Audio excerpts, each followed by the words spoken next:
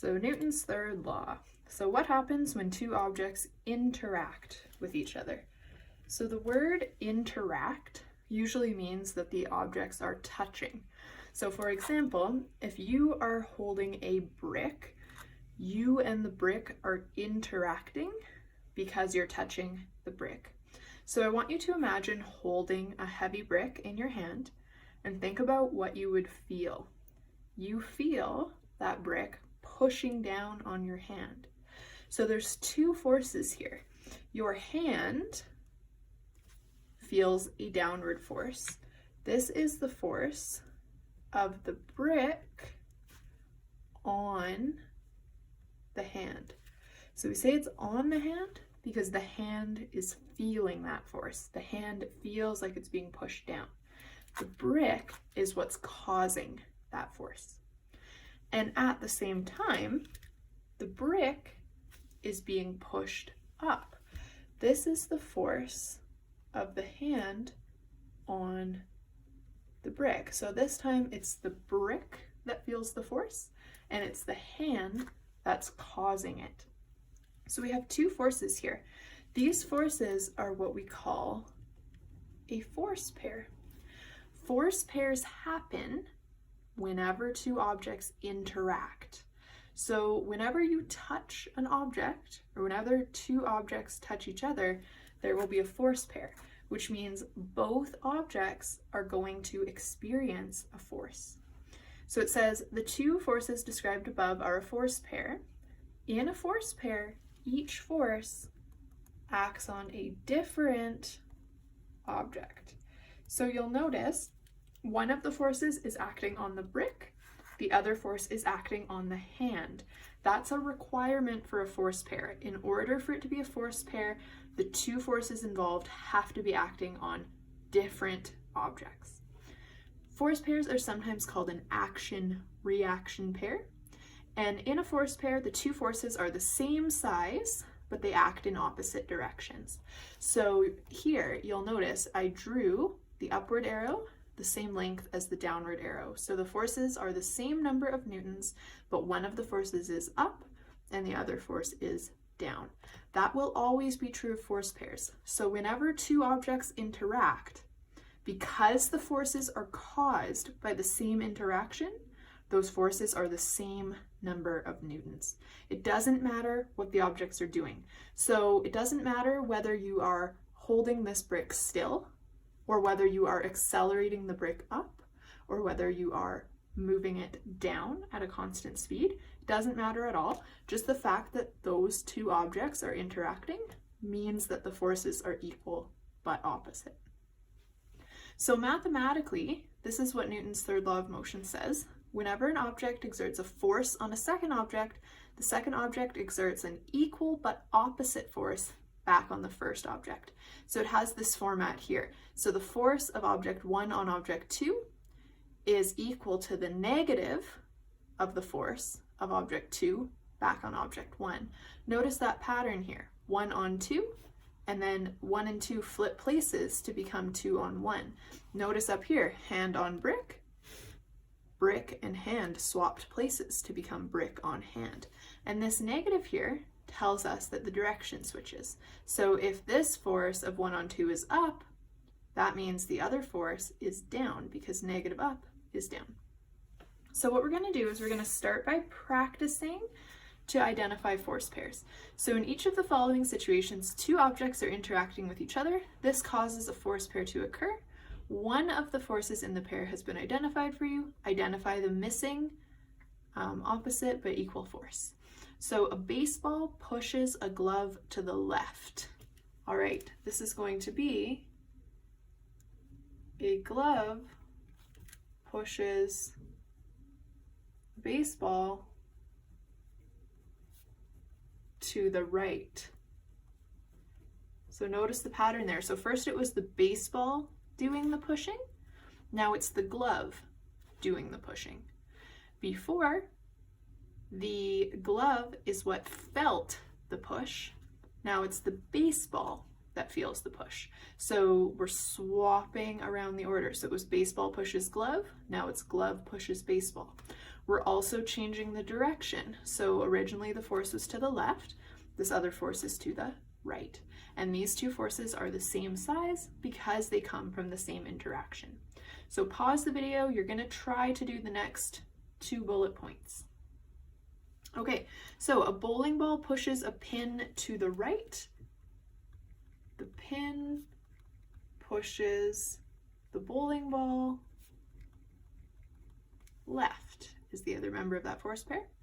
And enclosed air particles push the balloon wall outwards. So if you have a balloon, here's a balloon, there's air molecules in here. The reason that the balloon is nice and inflated is that the air molecules are actually hitting the walls of the balloon from the inside, pushing those walls out. That's why when you pick up a balloon, it feels firm and not squishy. So the air is pushing the balloon wall out, so that means the balloon wall pushes air in. Okay, you're going to pause the video again and see if you can answer this question and come back when you've answered it. So as an apple falls, the force of the earth pulls it downwards. We call this gravity. Gravity is really the earth pulling on things. The other member of this force pair is, well, is it the force of air resistance pushing the apple up, the force of the earth pushing the apple up, or the force of the apple pulling the earth up? I find to answer this question, it's actually helpful to draw a diagram. So we've got the earth, and then here we've got our apple, and what happens is there's a force of gravity pulling that apple down. Now, really, that force of gravity could be written like this. Earth pulls apple down.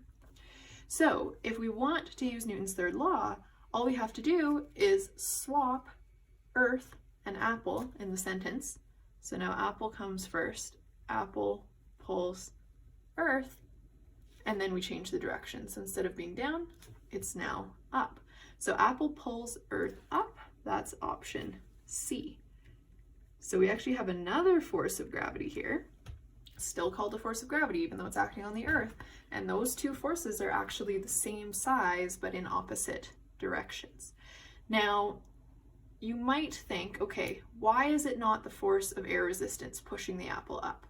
Well, if it was, okay, you'd have your apple, you'd have FF and FG. It's possible that those two forces could be equal in size. If the apple is falling down at a constant rate, then perhaps FF is equal to FG, but those are not a force pair because they are both acting on the apple. Remember, for something to be a force pair, you have to be acting on two different objects. So one of the forces is on the apple, the other one is on the earth. Okay? The force of the earth pushing the apple up, that's not even a thing. Yeah, earth doesn't push the apple up, so B cannot be correct. So C is correct. And again, the reason that these two forces are equal but opposite is that they're caused by the same interaction. So the apple and the earth are actually interacting, even though they're not touching, because gravity is an action at a distance force. The apple and the earth are interacting, which means that those two forces are the same size.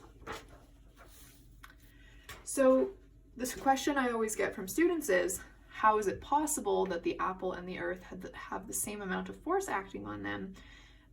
Because when you drop an apple, the apple moves and you can see it moving, but we don't see the earth move up to the apple. So what's going on? Well, let's do a little bit of math to show. So let's calculate what the force of gravity is on the apple, okay? So we'll write down on apple here. Let's say that this is a 1 kilogram apple, just for simplicity. That would be pretty heavy apple, but we'll go with it. What I'm doing here is I'm doing M, right? M times little g. And I find that the force acting on the apple is 9.81 newtons down. Okay, now let's calculate the acceleration of the earth. So we know that the FG on earth is also going to be 9.81 newtons, because Newton's third law says that those two numbers have to be the same, but it's going to be up instead of down.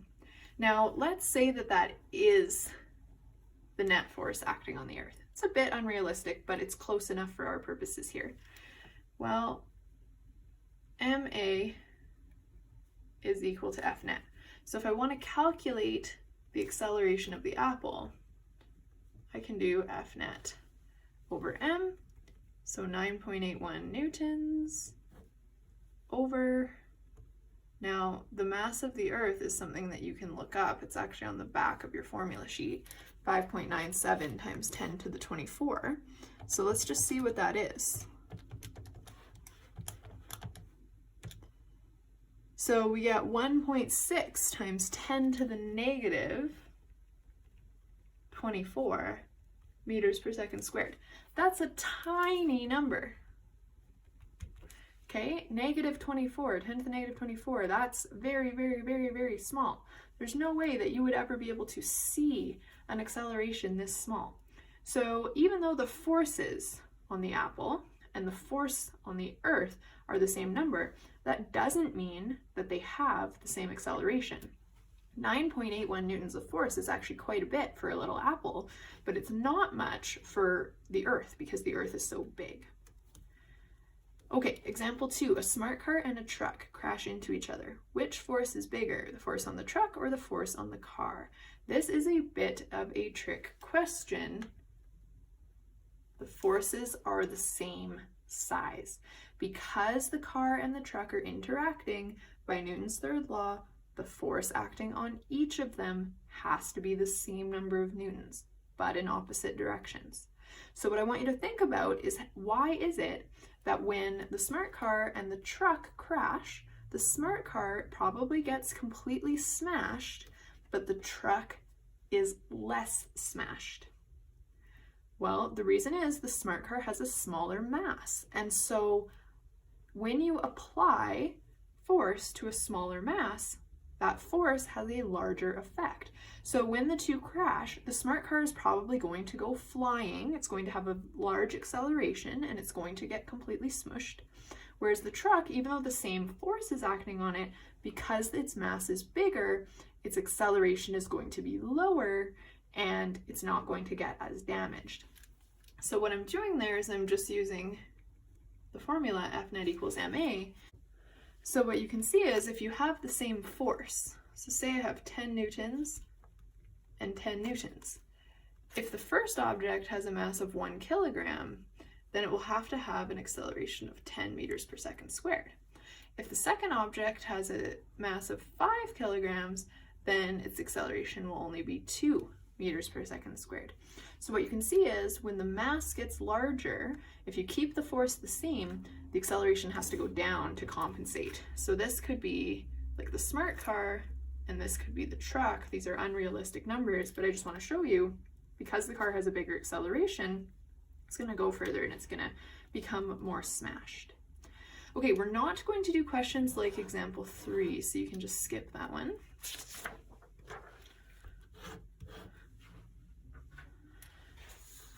Okay, on to example 4. Newton's third law says that if a horse pulls on a wagon, the wagon will exert an equal but opposite force on the horse. If this is true, how is it possible for the wagon to move? So if I look at the situation here, okay, the wagon has an applied force acting on it. This is the force of the horse on the wagon. The horse pulls the wagon forward. At the same time, Newton's third law says that the horse must feel an equal but opposite force. So the horse feels the wagon pulling him backwards. This is the force of the wagon on the horse. Now, those two forces are equal but opposite. So how is it possible then that the horse and wagon can even move forward? We know that a horse and a wagon could move forward because we've all seen things like this before and we know that they move. But when we look at this force stuff, it seems to contradict it, because what a lot of people would think is that these two forces, because they're in opposite directions, would cancel each other out, meaning that you have a net force of 0, meaning that these two shouldn't be able to move. Well, that's actually false. These two forces do not cancel. So don't cancel force pairs, okay? The reason that they do not cancel is that they're acting on two different objects. One of the forces acts on the horse and the other force acts on the wagon. Because they're on two different objects, you do not cancel them out. Okay, if you want to look at why the wagon moves, then you actually have to draw a free body diagram for the wagon. So if I do that, okay, the dot represents the wagon. There's a normal force pushing the wagon up. There's a gravity force pulling the wagon down. And then there's this applied force pulling the wagon forward. This is the horse pulling the wagon forward. And let's say, just for fun, that there's a little bit of friction here, not too much. Well, have a look. This is all of the forces acting on the wagon. The wagon will accelerate, so it will move, because the FA is not balanced by FF. And so when you're determining if something moves, it's not the force pair that determines if it moves, it's the forces on each object individually. So the wagon can still move as long as this pulling force is bigger than the friction force. The other thing that I'd like you to think about is, in this free body diagram that I drew, are the normal force and the force of gravity a force pair? Well, they are equal but opposite, okay, because the normal force is pushing up, gravity is pulling down, so they're in opposite directions, and the wagon is not accelerating up or down. It could be accelerating forward, but it's not accelerating up or down. So because F net in the y direction is 0, the size of Fn equals the size of Fg. That's totally true. But that does not mean they're a force pair, okay? You cannot say, just because two forces are equal but opposite, that they're automatically a force pair. It's kind of confusing because all force pairs are equal but opposite. But not all things that are equal but opposite are force pairs. I always use a silly example. All kittens are cats, but not all cats are kittens. It doesn't necessarily go both ways. Okay, so as soon as you know that something is a force pair, then automatically you can say that your forces are equal but opposite. Okay, and something is a force pair if it's caused by the same interaction, which we'll talk about again in a second. But if you start with this, just because two things are equal but opposite does not necessarily mean that they're a force pair. So here, Fn and Fg, we know that they're equal but opposite. We need to think about whether they're a force pair or not, because it's not automatic. To know if they're a force pair, we have to ask ourselves, are they caused by the same interaction? Well, what is Fn really? Fn is really the ground pushing the wagon up. And Fg is really the earth pulling the wagon down. These are not the same thing. The ground is like the surface that the wagon is on is pushing it up. The earth pulling the wagon down, that's happening because of gravity. So these are not caused by the same interaction. So even though they happen to be equal but opposite, and the reason they're equal but opposite is because the net force in the y direction is 0, they're not actually a force pair. The other way that we can know right away that they're not a force pair is that they're both acting on the wagon. See? Wagon, wagon. In order for things to be a force pair, they have to act on different objects. So originally, the two applied forces that I drew, those are a force pair because one acts on the horse and one acts on the wagon, and they are caused by the same interaction. They're caused by the horse and the wagon being attached to each other. So that's the difference. So please be careful not to say that just because two things are equal but opposite, that they are a forced pair.